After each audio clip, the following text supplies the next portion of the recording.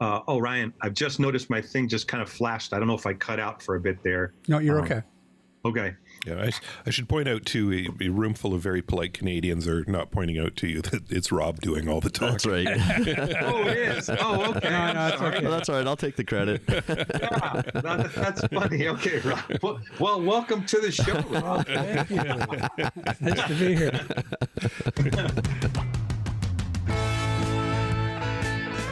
This is the AT Banter Podcast, a balanced and entertaining look at assistive technology, accessibility, and its importance in people's lives. Join Rob Minot, Ryan Fleury, and Steve Barclay as they banter with people around the world about anything and everything regarding assistive technology and the disability community. Now, on with the show.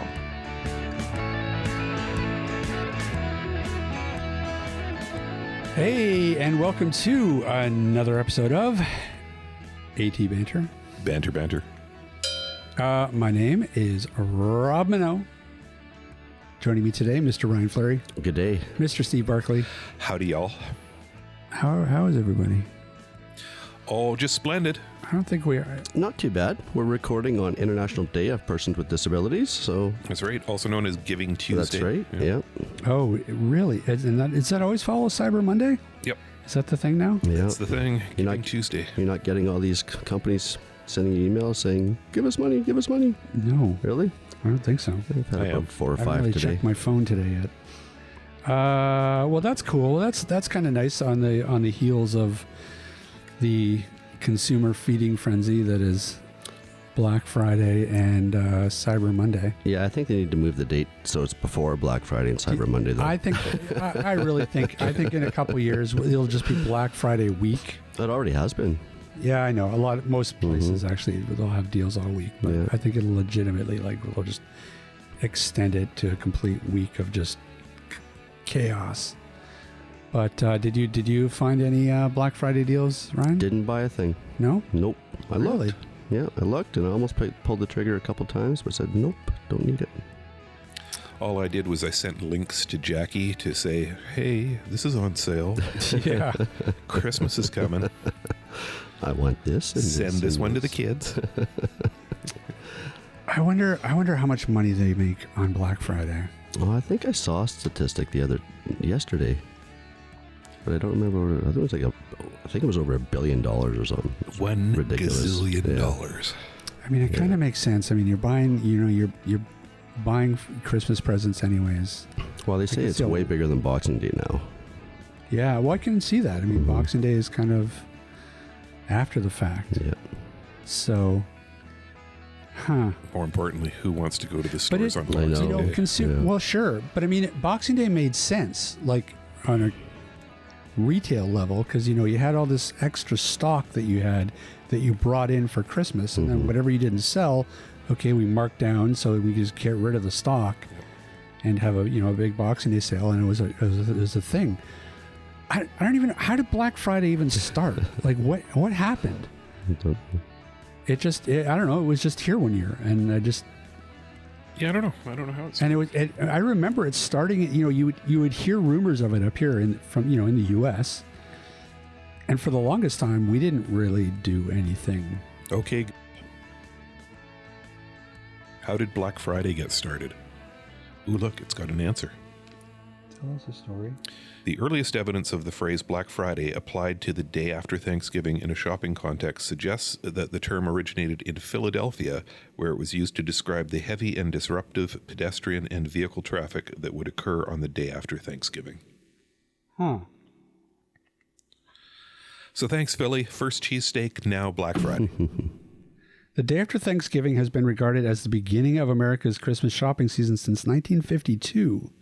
Although the term Black Friday did not become widely used until more recent decades.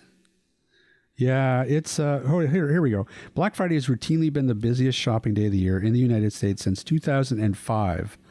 Although news reports, which at the time were inaccurate, have described it as the busiest shopping day of the year for a much longer period of time.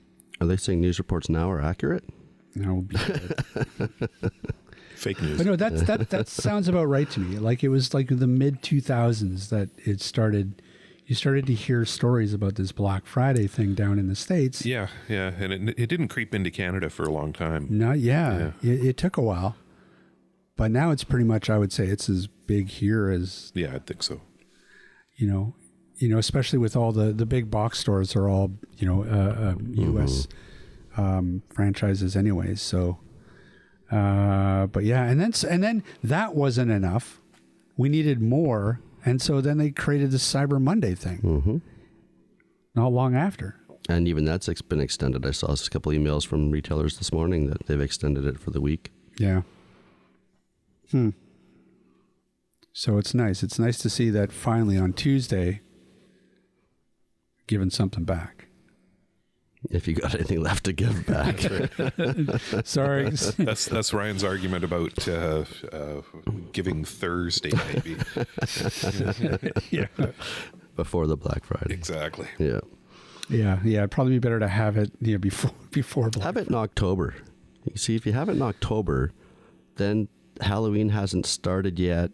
You know, the Christmas crap hasn't entered stores yet, although that's getting earlier every year too. Oh, let's have it in April. Yeah, it really does feel like this whole season is just, it becomes more, it seems like it becomes longer and longer every year. There was Christmas stuff in the stores when exhausted. Halloween stuff was still in the stores. Yep. Yeah, you got Halloween. Ridiculous. And, they push Halloween for 3 weeks before Halloween, and then you're right into the Christmas stuff. Yeah. And then that's 3 months of Christmas stuff. I sat down at Starbucks yesterday to do some work. And but it had their Christmas blend, which was actually pretty nice. But and it's just they're playing like jazz jingle bells or something on the playlist. It was all Christmas music on the playlist. Yep. It was driving me crazy. It's December now. Yep. And first of all, I don't know how Starbucks workers do that. I don't know how you listen to that all day, every day. But it gets a little much. Like I feel like it used to be like the 2 weeks before Christmas. That was a magical time. I fired up Spotify and started playing my what they call release radar. It's new releases that I might be interested in. First one, ding ding ding ding ding ding ding ding. Christmas music. It's like no, do not play that for me ever again. Where's the ever again setting? Yeah. It's the 3rd. It's December 3rd, and we're already complaining about Christmas. This means because it's been going on too long. Yeah, it's just started too much. It feels like it's already been going for a month. 22 days of whining will now commence. That's right. What a bunch of Scrooges we are. Back in the good old days when there was only the 12 days of Christmas. Yeah, good luck. Yeah. Now it's the 90 days of Christmas. Yep. Just too much of a good thing is too much of a good thing. We're not Grinches. I don't feel like I like Christmas as much as anybody else, but come on, people. Hey, I got an idea. What? Instead of bitching about Christmas, Yeah. why don't we talk to a guest? Let me weigh the pros and cons of that, because it's kind of enjoying. Okay, that's fine. Oh, well, speaking of, then let's find out from Ryan who we're talking to today. Today we are speaking with Jess Stainbrook, who is the executive director from InvisibleDisabilities.org. Ooh, on the day of International Persons of Disabilities. Holy crap, Ryan! What the hell? I know. Topical and stuff. Who would have figured that would happen? No kidding. Not me. No, this will be interesting. Invisible disabilities. People have a very specific idea in their head of what is a disability, or what somebody with a disability should look like. And I think that's the really nefarious part that sort of needs to change. We need to sort of get that into the public consciousness, is that disability has many different looks and sometimes is invisible. Yeah, it'll be interesting to talk to Jess and get the scoop. Well, let's get that scoop then. But first, a word from our sponsor. Hey everyone, Ryan from Canadian Assistive Technologies here to tell you about a product called Way Around. Way Around consists of a free iOS or Android app, or the optional WayLink scanner that connects to your phone via Bluetooth to identify and label items around your home or office. Using the Way tags that come in the form of stickers, buttons, magnets, and clips, you can label just about anything you can think of, such as clothing items, products in your fridge or freezer, plants in your garden, recipes, and so much more. I've used the way tags to label my Blu-ray movies and my vinyl LP collection. If you'd like to find out more information about the Way Around product, please visit us online at www.canasstech.com. That's CANASSTECH.com, or call us toll free at 1-844-795-8324. Thanks for listening. Good morning. Hey, Ryan. How you doing, Jess? Good, man. How are you doing? Good. Well, hey, listen, we want to thank you so much for taking the time and chatting with us today. Well, glad to be here. Listen, why don't we start off with just telling us a little bit about the term invisible disabilities and what is meant by it. The invisible disabilities is basically the way that we refer to disabilities that aren't readily seen, or could, some people call them hidden disabilities. And basically that is usually somebody that does not use an assistive device or something. I mean, so for instance, if you use a cane, or if somebody's in a wheelchair, maybe you'd see things like that. So, that it's anything that doesn't use that. So, and it encompasses a wide range of things. I mean, it could be cognitive impairment, or intellectual or mental illness kind of thing, chronic disease. I mean, it could be like MS or epilepsy, diabetes. It's just most of the people that have an invisible disability really do look fine. And that's a pretty common statement that we get of, hey, you look good. Yeah, well, that doesn't mean there's nothing wrong. So, that's the nutshell of what an invisible disability is. The Invisible Disabilities Association has actually been around for about 23 years. It's a husband and wife team that founded it, and Wayne and Sherry Cannell. And Wayne actually kind of came up with the idea of starting something because they found out that Sherry had MS and then a bunch of other things that kind of compounded it. So it took her out of the workforce, and then Sherry actually coined this term, invisible disabilities, because people really didn't understand her. I mean, it was almost like she was fine one day and not the next. And that's a pretty common thing in the invisible disability space where, again, somebody might look fine and yet you don't understand why they can't show up to work on time or seem extra tired or something like that. But so for those 23 years, basically, it's been an awareness organization. I joined them about 2 years ago and really have kind of taken on the task of creating programming. We're working on some national and worldwide legislation type things, and we can talk about that a little more in depth if you'd like to.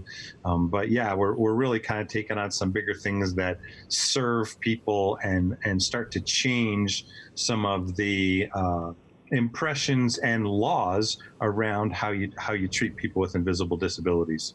So we've sort of seen in the past, I don't know, say 5 to 6 years, the conversation around disability kind of changing and evolving and actually gaining some traction. It's spoken of a lot more. Have you found the same thing in the invisibility disability space? We have, as a matter of fact, obviously the ADA has stepped up to, regulate a few more things. So for instance, if you walk into an office setting and you're a worker there, I don't know if you're aware of, there's a lot of people that have chemical sensitivities. And so whether that's a fragrance or let's say you burn a candle or something in your office, right, that might affect somebody that's right next to you. Well, they legally have the right to ask to be moved, or that particular thing could be shut off, if you will. So, if you stuck in, there's those things that you stick into a wall outlet that create a smell, right? Or if you walk into a bathroom, they put just like little spray things in there. Well, you're basically eliminating the ability for somebody with that kind of fragrance sensitivity to be able to use that facility. So yes, we are seeing a lot of changes, and again, we're kind of on the front edge of trying to inform and actually create certification programs for people that or for restaurants and companies that they can kind of say, hey, we abide by these rules, and so more people are welcome in that space. The other thing that people really don't know about here in the United States is that if you have a government contract, you're required to have at least 7% people that you're hiring that have a disability. Now, because there's a lot of environments in the workplace that aren't quite as friendly or maybe as knowledgeable about some of those things, again, they're going to look around and they're going to see one person in a wheelchair, one person using, maybe a Braille keyboard, one person using a hearing device, but they haven't even taken into consideration all of the people that have all of these other invisible disabilities because they haven't made it safe to talk about it. And so those people really do stay hidden. And so, our goal really is, again, to raise awareness and bring more information to HR groups and things like that of how to make a work environment safe for those folks, and then how to communicate that to your employees and utilize that for just having great employment facilities. What's your experience been with the sort of the two different types of things that we're talking about, which is certainly there's the idea of invisible disability, which is, obviously, like you said, a disability that is generally not openly visible. But there's also this idea of hidden disabilities, which is people who have disabilities, but who, especially in the workplace, in the past have tended to hide those disabilities. Sure. Because of fear of retribution or just, self-consciousness or whatever it happens to be. Is that something are those really sort of two distinct branches of this that you guys deal with?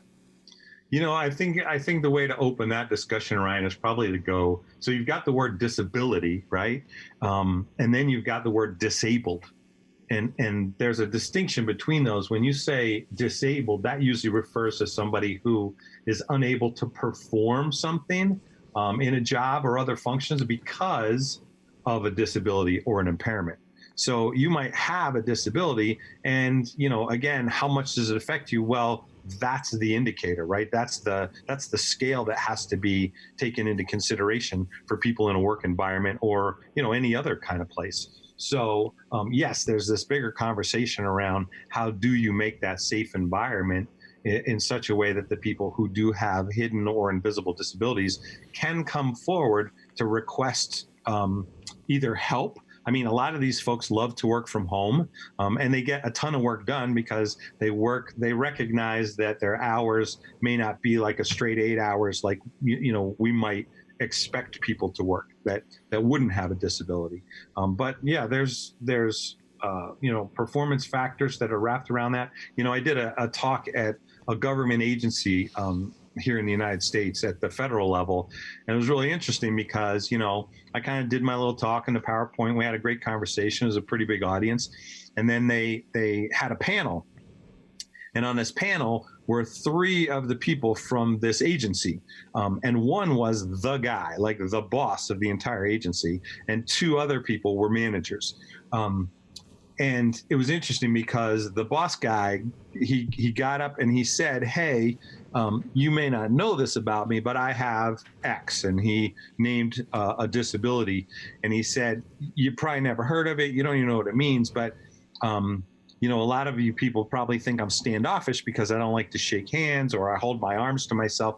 He said, that's because my disability, when you shake my hand, it sends electric shock impulses up into my brain and it hurts like crazy.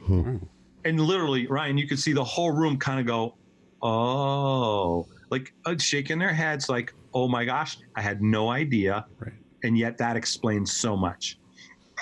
And it was the same thing with the other two people that as they started to explain things. And so that's a pretty common, misperception when you're talking about invisible disabilities is you think one thing because somebody looks fine, and yet the reality is something else. And until you can engage that and understand how to accommodate it, there's this big gap.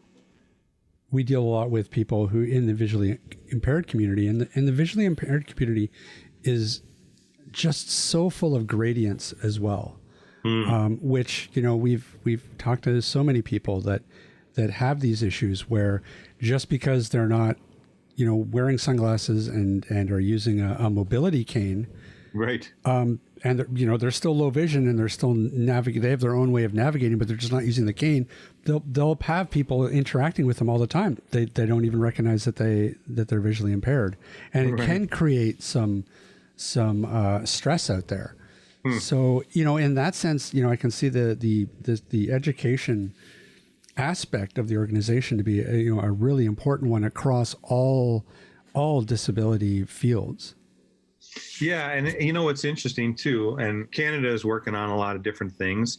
The United States, we're trying to. I would actually say the UK, South Africa, and Australia are actually doing a really good job of kind of bringing this front and center, so that they're addressing a lot of these issues. And so, it's a long game here because there's so many things that kind of change. I don't know, when you grew up, I didn't know anybody that was gluten-free, and it wasn't even a term then. And but it was the beginning of something that was going to happen over time. And it took a while to figure it out. And now we're addressing it. You can go to schools where you can't even bring a peanut butter and jelly sandwich to school, because somebody's so allergic. So I think we're in that same space right now as far as we talk about any kind of disability. But again, especially invisible disabilities, it has to do with accommodation. It has to do with understanding. From a personal standpoint, what we find the most in people dealing with this stuff is there's the big believe factor.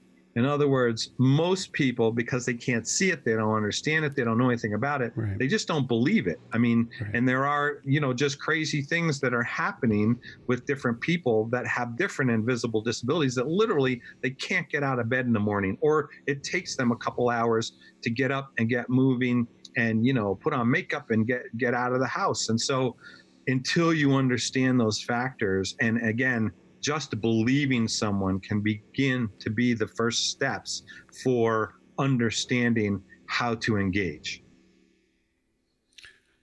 So the organization itself, what do you mainly work in sort of the corporate space?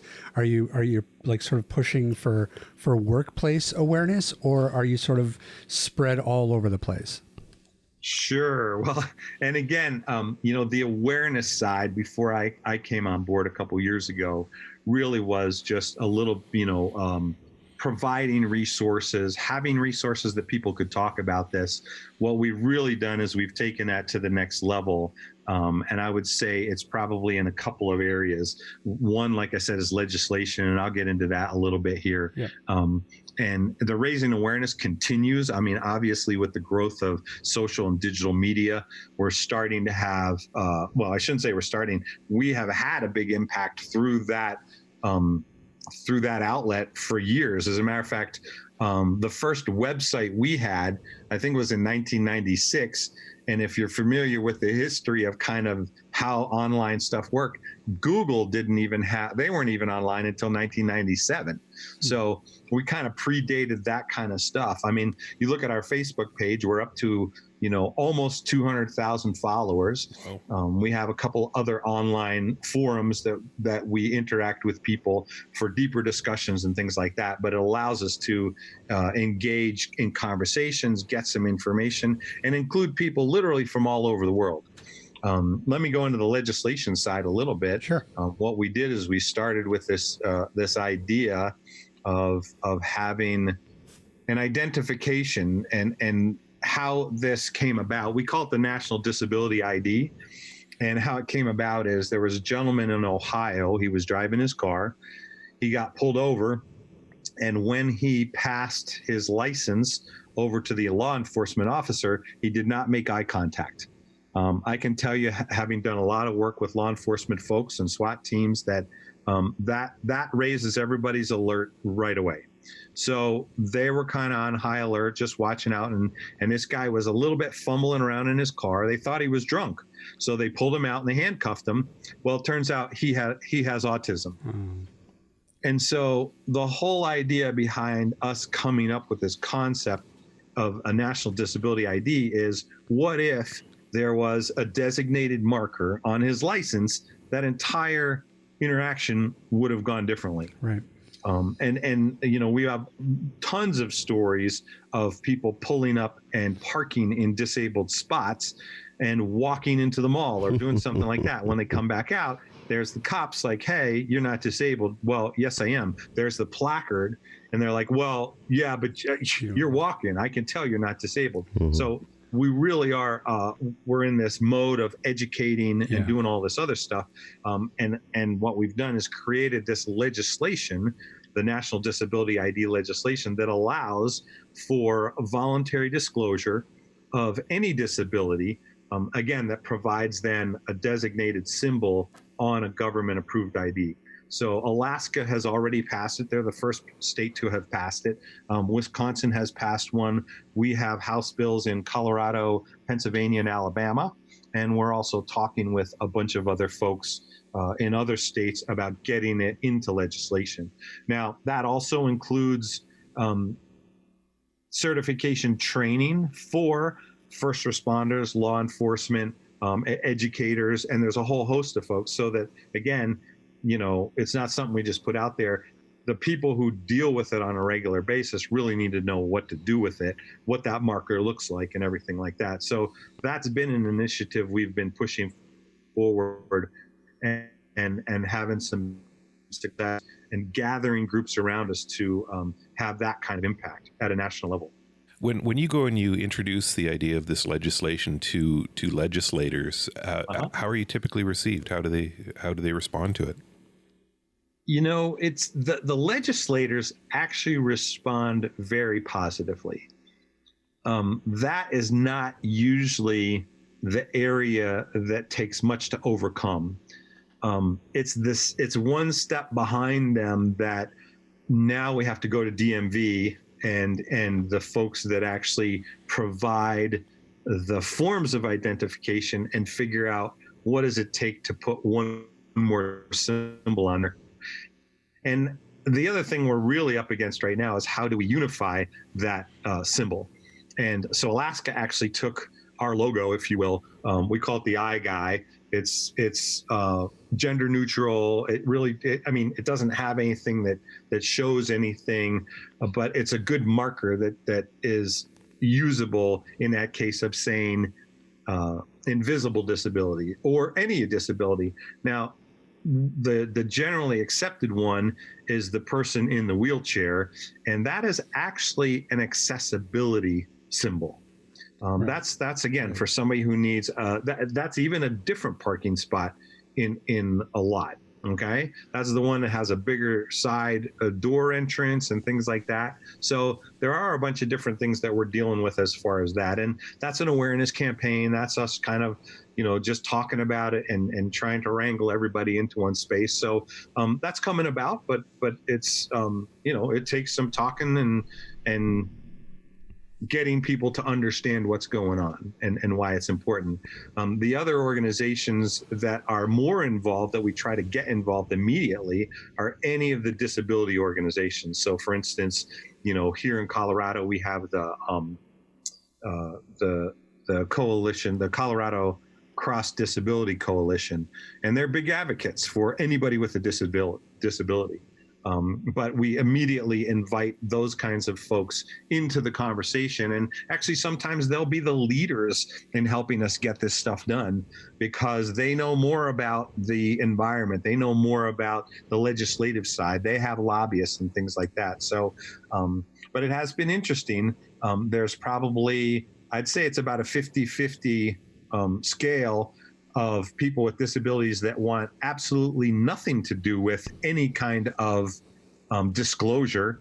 And that has to do with basically people looking backwards into World War II when Hitler took all the population of people that were disabled and used them as guinea pigs in science experiments and killed them for no reason. So there's a lot of things like that. But then there's the other side, again, the folks like, we deal with the parking passes, or, the story I told you about the guy in Ohio. there's a lot of folks out there that would like some kind of marker. So we're in numerous conversations with different areas to say, is that a straight up something that does go on your license? Because obviously your license is used for other forms of identification. Right. What we do not want to happen is somebody goes to get an apartment or something or get a job, and somebody sees that marker and they know what it stands for, even though the person does not have to disclose what it is. Right.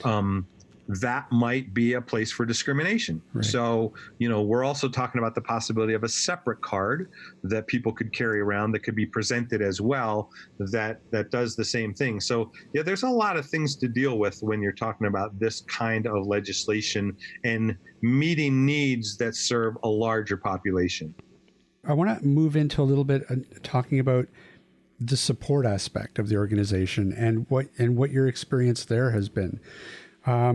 It seems to me that, when you have something like an invisible disability and you are leery about sharing that or disclosing that to either coworkers or friends, do you find that the support that you guys provide helps people in either, making that decision? I mean, is that a hard decision to make? I would imagine that particular aspect of it, Rob, probably has to do with the person's previous experience. So right. Obviously we're overcoming a lot of discrimination, like you said, possible retribution, just things that are happening. A lot of the interactions we have and conversations we have with people online and through emails is them seeking help because they had either been fired or there's no accommodations being made, even though that they've told their bosses, their managers, and their HR departments that something's going on and they need help. And there's just been a total ignoring of the situation. So yes, I mean, as far as getting people to step up, we have lots of conversations, I would say, behind the scenes, but there is that place that we have to cross with people to say, when is it that you are comfortable talking about this out loud? And it doesn't have to be, wearing something around that says, hey, I have this disability, but and although sometimes it is, I mean, we've created a little badge thing that people can wear using public transportation, and they're kind of using it in the UK right now, that it's an identifiable symbol, and it even says, I have an invisible disability, please offer me a seat, or something like that, So we're trying to open that door and allow for better conversations. But again, it really has to do with how educated people are about what's going on and the willingness to have the conversation or to deal with it. But so in your experience, though, when you talk to a lot of people, is it the general rule of thumb that their, say, work life is better once they do disclose and once they are either getting the support, or I can imagine the stress level that somebody must go through on a daily basis when they're actively trying to hide something like an invisible disability from their coworkers and boss. I mean, I would think that even that alone, alleviating that would just make life better, even if they didn't necessarily need any sort of accommodations. Has that been your experience? Is it just a positive step to take for people, or just for some people, maybe just not disclosing is just the right decision for them to make? That's a really good question. And I think that's a both and situation. In other words, I think for some people, yes, it's a positive interaction because people didn't know, and now it makes sense, right? Of things that they weren't aware of, why somebody may not be doing something. But then the other side of that is, if you disclose and an organization is not willing to help or accommodate or even think about doing something to help you out, what are you going to do about that? That becomes horrible, because now you feel like your job is on the line, Right. because you've exposed yourself, if you will, to having this disability, and now they're looking at you differently. So, and even though that's illegal, obviously there's all kinds of things that employers could do to kind of get around that, if you will. So, I mean, one of the stories I was thinking about when you're talking about, is it positive? What's it like on the inside? There was a marketing group that worked together, and it was here in Denver, and we heard this story, and they started going out every day for lunchtime runs. Well, one of their team members has mild cerebral palsy, and nobody knows. And so she just, politely declined to go on these runs, but nobody knew why. And what she found is she finally ended up kind of filing something just to say, all the people that went on the run were getting more opportunities and raises and all this other stuff, and she wasn't. And again, it was this perception of, oh, she's not a team player. Well, that's not it at all. I mean, one of the presentations we give is, you come up and, the whole idea is that, oh, we're going to walk the stairs because it's good for us. Well, maybe that person can't walk stairs, or that's a really painful thing to do. So obviously the thing would be to say, hey, would you like to take the stairs, or should we take the elevator? And that gives a better understanding without asking any questions in a situation of accommodating what somebody might feel like. I mean, shoot, I have good and bad days when I'm walking around where I'm like, yeah, an elevator would be really nice right now. We're talking with an autism expert, and her son has autism, and one of the things that people regularly ask her is, well, is he high functioning or low functioning? And she said, that's an unfair question, because shoot, you can ask that question to me. I mean, you get up in the morning, I don't have coffee, guess what? I'm going to have a low functioning day, So, when you talk about the spectrum thing, there's this wide range across any disability of how you might interact on a day versus another day. You had total support from Rob and I when you mentioned starting without coffee. Yeah, there you go. Yeah, see, I don't know. It's, in a way, it seems crazy to me, because when you think of like visible disabilities, we've gotten that to a point where, I mean, sure, we have a long way to go, but I mean, it's so much better than it was. Yet we seem to be falling short in the idea of invisible disabilities. We have these huge segments of people who are still living sort of in, trepidation or, high levels of stress because of it, and don't feel comfortable coming out as visibly disabled. That's true. And again, that really has to do with the acceptance level, or the understanding, or the believability, the reactions, if you will, to how people might or might not engage. And I guess I can see how that could be a problem too, because you're sort of, they must feel a little bit damned if you do, damned if you don't, because, of course, on the one hand, they could come out saying that they have this invisible disability, and the reaction could be, oh, wow, okay, you have a disability, and they could be treated differently there. But the other reaction could be, oh, well, you know what, you're just playing that up, or you're faking it.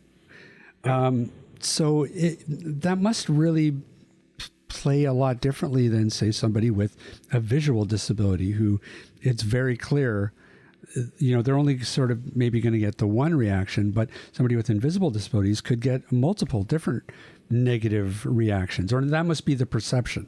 Yeah. And again, it has to do, and again, that goes back to that thing of a visible disability versus an invisible disability. And it has to do with, the ability to see a device, an assistive device. Right. That changes the impression right away, right? And again, could there be discrimination against that? Of course there could. But more often than not, the invisible side, like you said, is tough, because it's not readily recognized. Right.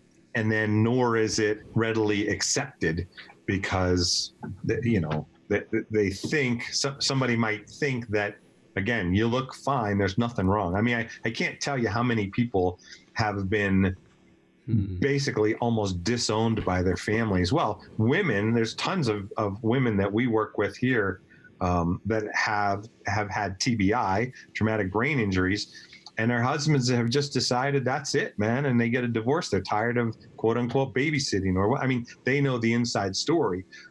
But externally, if you look at these women, they look fine, or we just signed Rick Roberts is one of our all-stars. So we started an all-star program, which is basically people who have another platform to talk about invisible disabilities. So like Biff Gore, he was on season 6 of The Voice.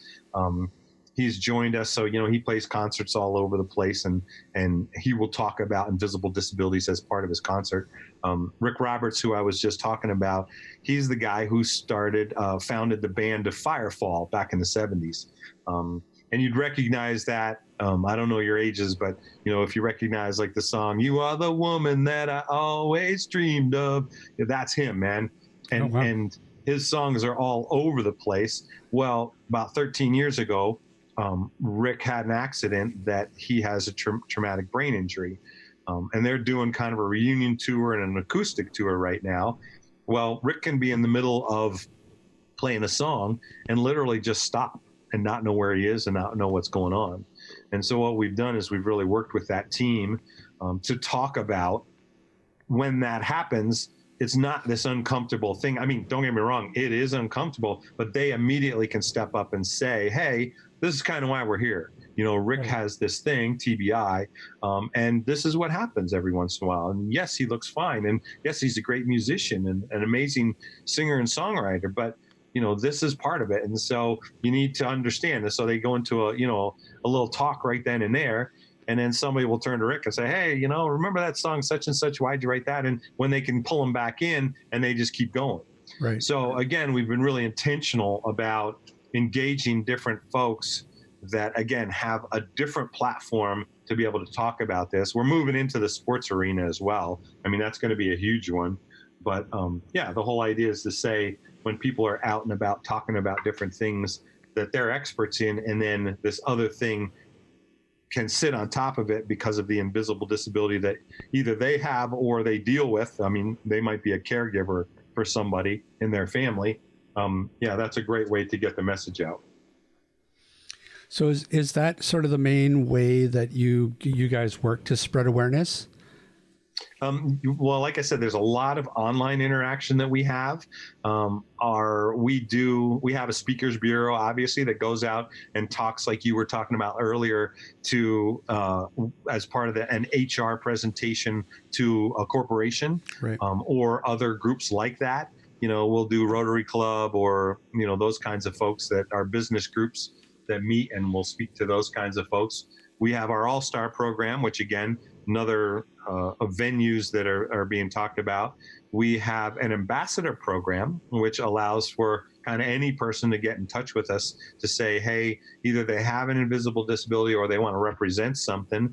And so they might start a group at their company or, just in their neighborhood or in their community and be able to talk about it. We've got champions, again, that, different folks that help us out financially, as well as spreading the word in the communities about different things. So there's lots of different things that we do to raise awareness in that way.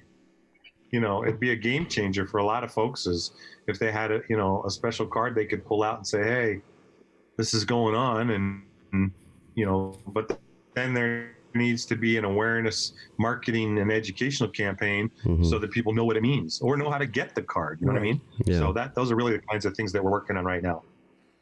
And is that your guys' major push right now? Is that legislation? Yes. What we've done is we've actually taken, one of my roles was to come in and kind of look at the organization and say, what are the things that we're doing really well and that we should focus on? And this legislation thing came to the surface that we committed to this outreach initiative. And so, yes, that is one of the major things that we're doing. We also are in the midst of creating a couple of different apps that help caregivers and care receivers to interact. It's almost like a personal assessment tool that then allows for somebody to understand how that other person best receives care, or again, how to interact with a caregiver. So, let's say that whether it's at the professional level or at the home level, if you knew that somebody, didn't like to just get down to PT or something like that right away, that they want to talk about family, well, that would be a really helpful thing. So we've been working on that. And then obviously we're working in the healthy living space around green initiatives in the building industry, the construction industry, as well as the food sensitivities and allergies and things like that. So yeah, there's a few areas that we're focused on more intentionally right now, just to get things moving. Why don't you give us some more information on where people can find you guys, if they want to reach out and contact you, either through, for support, or if they want to learn more information about the different programs that you guys provide. Just give us all your plugs. For sure. Well, obviously, the quickest and easiest way to get in touch with us is through our website, which is invisibledisabilities.org. And through there's all kinds of things you could find out about. If you wanted to find out more about the National Disability ID, that initiative and the legislation that we're working on, we do have different awareness and support elements through the website. You can download brochures about almost anything. I mean, we've got about 20 different brochures that are free and available. If you want to be engaging people, or maybe you want to take something to work, we've got a cleaner indoor air initiative and some things like that. There's an online support community where, if you're looking for doctors or different kind of help in that way, there's a bunch of different resources that we've got going on with that. We do have some different programs. We do a gala every year where we give away a bunch of awards. And one of the big ones we do is the Invisible Heroes Award. And we've got a campaign around that. And that has to do with our veterans and those that have served for us. And so, yeah, there's a lot of different things like that. But like I said, the best place to find us is online at invisibledisabilities.org. Perfect. And we'll be sure to include that in our show notes as well. Thank you. Cool. Well, listen, thanks so much for taking some time out, talking to us about this. I mean, I think it's a really important field, but I also think you guys have your work cut out for you, because it seems so huge. Well, and, obviously as any nonprofit, we're always looking for funding and, to drive some of these, because some of these are pretty big. The legislation that we're working on is a big deal. Yeah. And I think it really does have the ability to impact and change how people view and that interactive side as far as educating our entire population about what's going on. So, we're plugging away day by day, and, excited to kind of be the front runners in this particular space for sure. Well, keep up the good work. Well, thanks, guys. Well, appreciate talking to you, and let us know if there's other things we can help you out. Ryan, I think we said that there's a possibility you're going to come back on our podcast, because we did just start a podcast up, and we've got a bunch of those episodes out. But we'll be in touch about getting you to reverse the favor here. Yeah, we'll get the three of us. Cool. Sounds like fun. All right. Awesome. It's a deal. Awesome, guys. All right. Well, thanks so much. Thank Have you, a sir. great day, and you too. we'll talk to you later. All right. Thanks, Take Jess. care. Thanks. All Bye-bye. right, see ya. Bye-bye. Bye. Woo. Wow. I didn't even think, and again, this just shows you how much education needs to be out there. But like, I didn't even think of like people who are sensitive to different perfumes or smells or any of that. That didn't even factor in for me when first talking about the idea of invisible disabilities. If you go to disability resource centers all across the country, it's very common to see on the door, this is scent free. Yeah. So, Yeah. Wow. But I mean, it is true. I mean, there are so many different things, and things that you would never that story that he had about the guy that when he touches people, he actually gets electrical shocks that hurt him. Yep. I had never heard of that before, but I don't doubt it. It's just this. Sometimes there's these neurological things, these tics that people have that just because they're outside of the realm of what you're familiar with, just sounds like so exotic and odd. The story that reminds me of, Steve, is that story that you guys like to tell about the woman when we were with Aroga, the woman. Don't talk to her. You couldn't ask her questions. Yeah. You couldn't ask her questions. You could not. If you asked her a question, her brain just basically seized. Like she just couldn't respond to a question. So everything that when you dealt with her, you had to do everything as a statement of fact, which she would either confirm or deny. Right. So you couldn't say, is your computer broken? That wouldn't work. It's like, your computer's broken. Yes. Oh, see, that's so, And it was really hard to have conversations with her because you're not used to framing conversations like that. And she was definitely a challenge to deal with, but that was how you had to interact with her. Yeah, and it's so like the range of, I mean, the human body, it's a complex thing, and the human brain even more so. And so the amount of, and I don't even, I think we even do things a disservice by calling them disabilities, because I think at the end of the day, they're not necessarily disabilities. They're just differences. And yeah. Yeah, I was thinking as we were going through the podcast there, I actually have 2 kids with invisible disabilities. Mike's diabetic, Right. and Abby has a written output disorder. Right. For Abby, because she had issues in school, and no obvious reason for it, there were a lot of bad guesses on the part of her teachers as to what was not working for her. Right.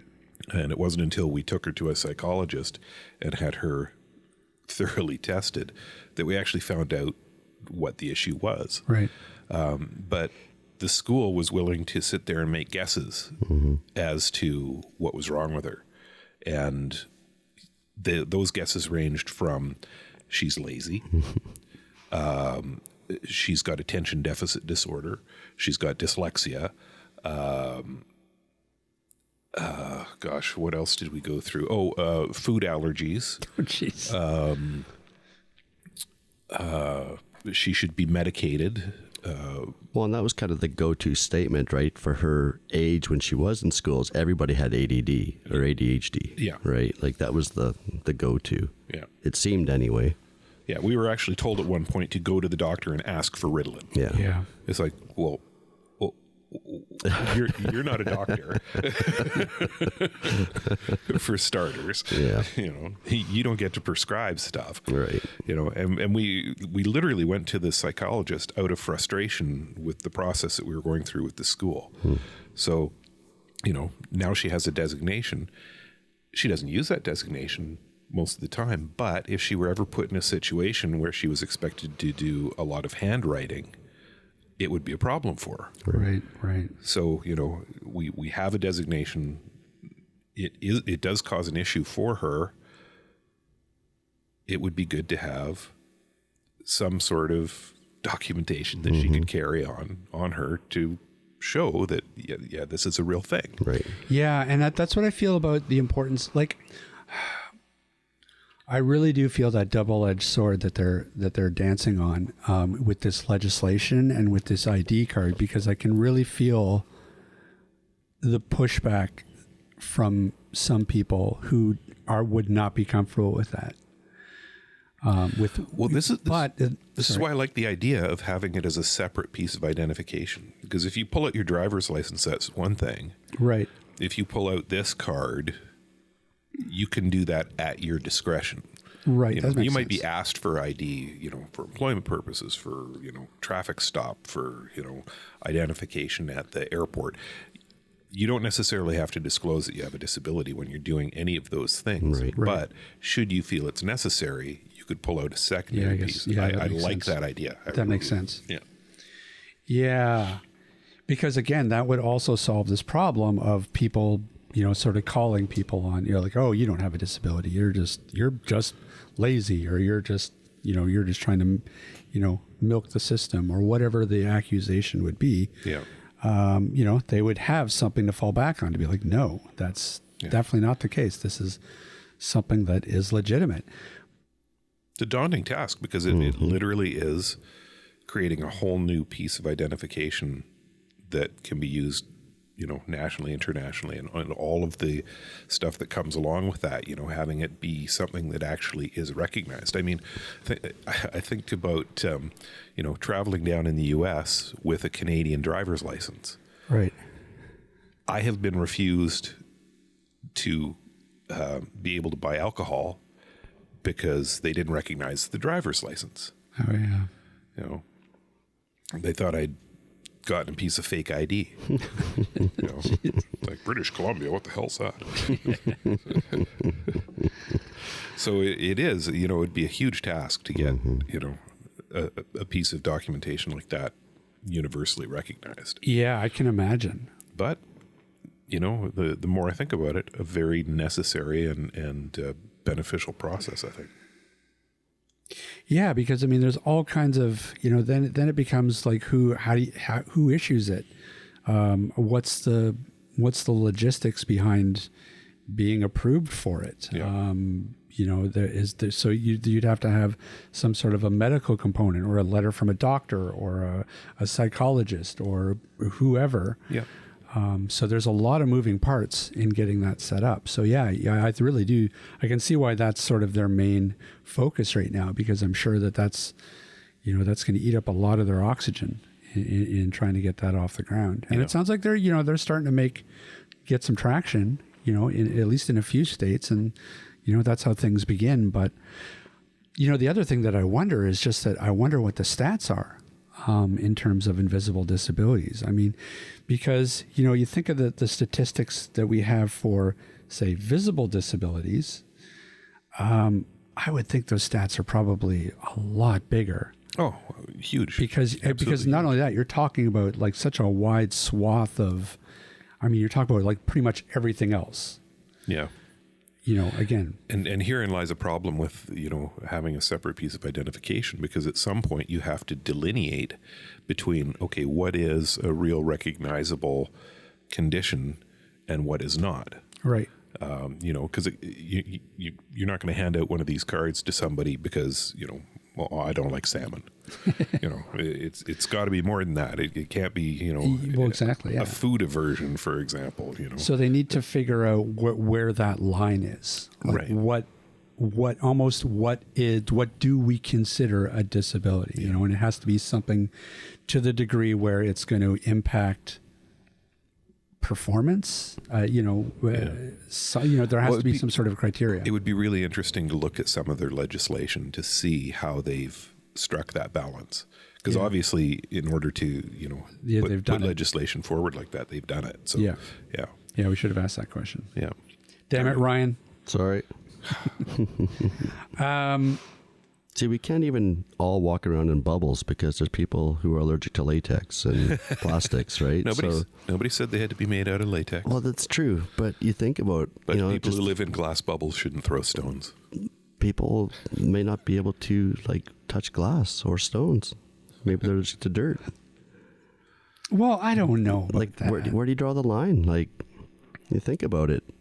I think we may be taking it to the absurd. Well, I mean, But I don't know. Like, there are people allergic to dirt.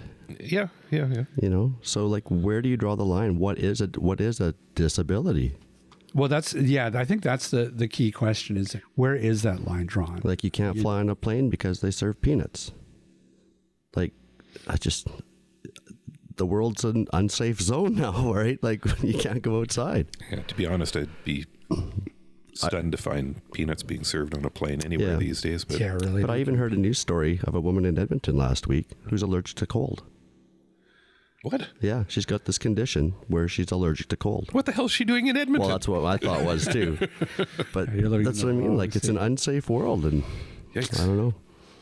You know, how do you come up with an ID card for everybody? You know? Well, I mean, it's certainly do. I mean, if where there's a will, there's certainly a way. I mean, they could do it. I think that what needs to happen again is education, and we need to realize that there is this problem. And I think for years and years and years, it has sort of just been hidden. Mm-hmm. People have just had to deal with whatever their hidden disability was. And I do feel for those people. I mean, it's got to be, and we've heard, when we worked at Aroga, we heard stories about people who were sort of, right on that edge of low vision, where, their eyesight is bad enough that they could really benefit from some sort of AT, but yet they resisted doing that because of they didn't want, any sort of retribution, or they were afraid of what. I see it all the time at the Children's Low Vision Clinic. You get kids in there, they're low vision, definitely low vision. They've got a visual impairment. They won't carry an ID cane, Well, no. and they won't use any kind of assistive technology because they don't want to appear different. Yeah. And that's always been the case. And my argument to those kids, a lot of the times, particularly around the cane issue, is, okay, if you're walking around bumping into things, people are already making assumptions about you. Mm-hmm. And Right. you need to think about what those assumptions are going to be. If you're carrying a cane, they're going to assume that you've got vision loss. If you're not carrying a cane, they might just think you're an idiot. They might think you're stoned. Right. They might think you're drunk. There's all of these other things that are going to go through their head because they're making assumptions. Mm-hmm. And those ID canes, they can be important. But just like that ID cane, that ID right. can be just as important to be able to pull it out. Yep. Yeah, I guess my hope is that if that really does gain traction in the U.S., then that's certainly not a bad idea up here. No. Well, indeed. we as the blind, like, I have a CNIB card, which is separate from my BC ID identification, so there's no reason why they couldn't. Yep. Yeah, but they do have their work cut out for them for sure. But it's got to be possible for you to live your life and not even know that you have, like, just think that, oh yeah, I have this thing that I'm not good at math, or in Abby's case, I'm just not good at handwriting. I just suck at that, and never really ever get diagnosed.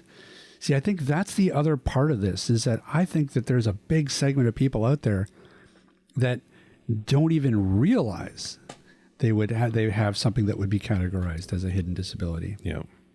I often wonder if I've got ADHD. Yeah. Yep. But then I go on to do something else.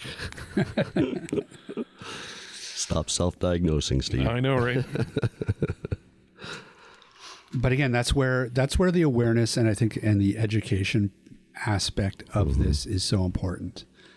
But it just strikes me as so crazy. Like, it's so ironic that, we've gotten to a point where, disability is a we can make the business case for hiring people with disabilities, and, visible disabilities is a conversation and is gaining traction as something that, an issue that as a society we're dealing with. Yet now we have invisible disabilities that are sort of back where disability was 30 years ago. Yeah, you say now we have that. We don't have it now. We've always had it. It's just... I see. It's just more... Yeah. It's just it's just, people are maybe more willing to talk about it. The guy who wouldn't shake people's hands. Yeah. 20 years ago, would he have just carried on in his job and not shaken people's hands and allowed that assumption to go forward and not tell anybody? Probably. Yeah, true. You know, at least we're able to have the conversation around it now, and that's probably part and parcel because we are talking more about disability in general. Yeah. Well, and it's all those sensitive topics, you know, gay and lesbian, gender neutral, all those topics are being talked about more and more openly now. Right. Right. So acceptance is becoming a thing. It is. I guess the only thing that I fear is that this starts to become the problem that we've seen with service animals and therapy animals, where you also have this segment of people who do try to milk the system and make it harder for everybody else who is legitimate. That can definitely happen. And that's where this ID card, I think, is a great idea. Yeah. You know, because then it removes that aspect of Credibility. yeah. Yeah. Yeah. Yeah. So, anyways, We'll have to have them back. well, apparently we're going on their podcast. Large discussion. I think you noticed that you invited us without even asking us, but okay. I didn't know I had to ask. No, you don't have to. That's true. You don't have to ask. You just tell us where to go. Yep. Hey, Ryan, Rob, where can people find us? atbanter.com. What was my next question? And then Facebook, No, that was more than that. Twitter. Oh yeah. They can also shut up. They can also drop. Shut up. They can also drop us a line at cowbell at atbanter.com. That was a complete miss. Sorry, I'm trying to take a sip of my coffee and swinging blindly for the cowbell at the same time. It's like multitask. No. Where else can they find us? Twitter, Facebook, Instagram, and LinkedIn. Boom. All right. I'll take that. I'll take that. That works. All right. Well, I guess that's going to about do it for us this week. That's all, folks. The non-committal signing off. I don't know what's wrong with me today. Bye-bye. And we'll leave it at that. Bye. This podcast has been brought to you by Canadian Assistive Technology, providing low vision and blindness solutions across Canada. Find us online at www.canastech.com. That's CANASSTECH.com. Or call us toll free at 1-844-795-8324. For all your assistive technology servicing needs, call Chaos Technical Services at 778-847-6840 or find them online at chaostechnicalservices.com. Whoa, look at that. Master of the one take.